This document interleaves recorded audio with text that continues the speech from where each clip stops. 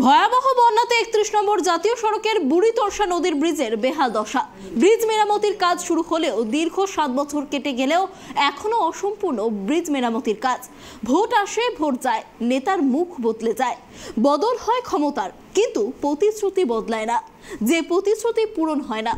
ব্রিজের বেহাল দশার জেরে সমস্যায় ফালাকাটার বালুরঘাটের বাসিন্দারা।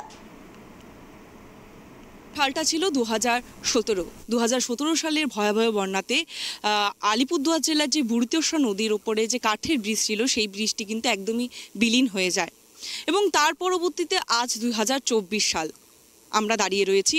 এখনো পর্যন্ত কিন্তু সেই ব্রিজের কোনো রকম কাজ হয়নি, হয়েছে কেবলমাত্র কয়েকটি খুঁটি।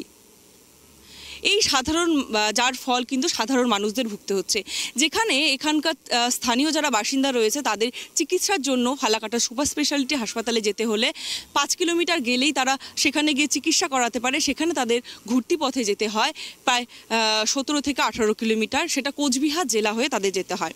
ঠিক সেরকমই ধরুন বর্ষাকালে কোথাও আগুন লেগেছে, ফালাকাটা থেকে দমকলের ইঞ্জিন এসে সেটা নেভাতে গেলে তাদের হয়তো 10 কিলোমিটারের মধ্যে পড়ে যাবে, কিন্তু সেটা তাদের ঘুরে আস্তে আস্তে কিন্তু সেই আগুন কিন্তু ভয়াবহ রূপ ধারণ করে।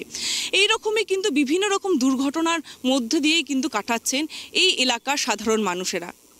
তো কত বছর থেকে এরকম মনে করছেন? এ তো অনেক বছর হয়ে গেল বন্ধ হয়ে রয়েছে, এখনো করছে না। অনেক কি হয়েছে, তারপর এদিকে ডাবিশনে জল উঠে যায়, তারপর এদিকে জল ঢুকে, এদিকেও ভাঙ্গা আছে, যদি এটা ভাঙ্গে যায় আমরা বাড়ি যেতে পারবো না। এটা তো বোধহয় 5-7 বছরের কম হবে না, কিন্তু এটা কেয়ার করতেছে না। ওই যে একটা 2টা পিলার বানাইছে, বানানোর পরে বন্ধ করে দিছে।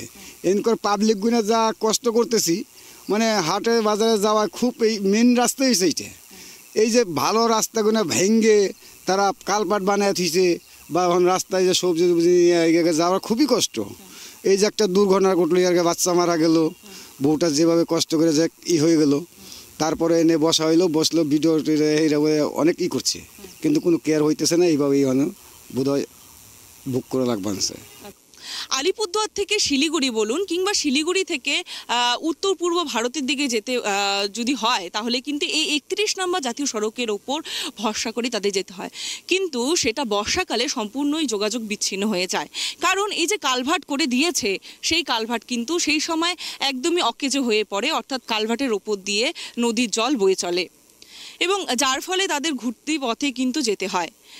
কোচবিহার ফালাকাটার কেউ ধরুন কর্মসূত্রে রয়েছে আলিপুরদুয়ারে, তাদের সকালবেলা বের হলেই হয়, কিন্তু বর্ষাকালে তাদের ঘুরতি পথে ফালাকাটা থেকে কোচবিহার থেকে আলিপুরদুয়ারের রাস্তা ধরে যেতে হয়। সেখানে তাদের হয় 60 থেকে 65 কিলোমিটার তারা ঘুরে যেতে হয় তাদের কর্মস্থানে। এবং আরও যে গুরুতর যে সমস্যা, বর্ষাকালে প্রায়ই দেখা যাচ্ছে যে বহু মানুষের মৃত্যু হচ্ছে। গত বছর যেমন কোলের 6 মাসের শিশু মৃত্যু হয়েছে এই কালভার্টের জন্য। এরকমই সমস্যার মধ্য দিয়ে কিন্তু দিন যাপন করছেন সাধারণ মানুষ। সমস্যায় ডাউনটা মামতে গাড্ডা হয়েছে, অসুবিধা হয়, সবজি মার্কেট, কৃষি মার্কেট আছে, আমাদের অসুবিধা হয় মাল নিতে যাইতে আসতে। এরকম কি অনেক সময় অ্যাক্সিডেন্ট হয়? গাড়ি হয় মাঝে মাঝে পাল্টি খায় টোটো, এখানে গাড়িও পাল্টি খায়।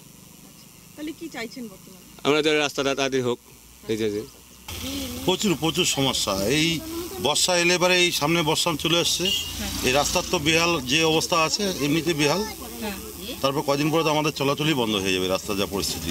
এই যে ব্রিজ নেই, কত বছর থেকে তাও হবে এটা হয়ে গেল দীর্ঘ মোটামুটি 14 বছর, এরকম 12-14 বছর হয়ে গেল। আচ্ছা, এরকম এইভাবেই চলছে আর কি। এমনকি যারা এখানকার কৃষক রয়েছে, ফালাকাটা কিষাণ মান্ডিতে তাদের যেতে হলে কিন্তু ঘুরতি পথে যেতে হচ্ছে এই কালভার্টের জন্য।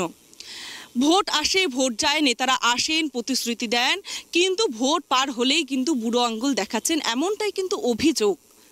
রাজ্য সরকারের দ্বারস্থ হলে তারা বলছেন কেন্দ্রীয় সরকারের কাজ হচ্ছে, তারা দেখবেন। কেন্দ্রীয় সরকারের কাছে যদি যাচ্ছেন সাধারণ মানুষ, তখন রাজ্য সরকারের দোষ দিচ্ছেন, কিন্তু এর ফলে সাধারণ মানুষদের ভুগতে হচ্ছে। এই সাধারণ মানুষের মুখের দিকে তাকিয়ে বা সাধারণ মানুষের সুবিধার জন্য কিন্তু কেউই এই কাজ কিন্তু করছেন না। জননেতা যারা রয়েছে তাদের মূলত কাজ কিন্তু এই সমস্ত সমস্যাগুলি সমাধান করা, কিন্তু কেউই কিন্তু সেরকমভাবে এগিয়ে আসছেন না বলে অভিযোগ এখানকার স্থানীয় মানুষদের।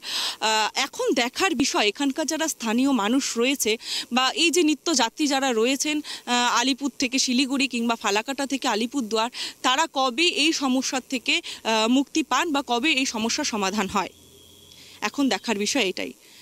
আলিপুরদুয়ার থেকে অনিশা পোদ্দারের রিপোর্ট, ট্রাইব টিভি বাংলা।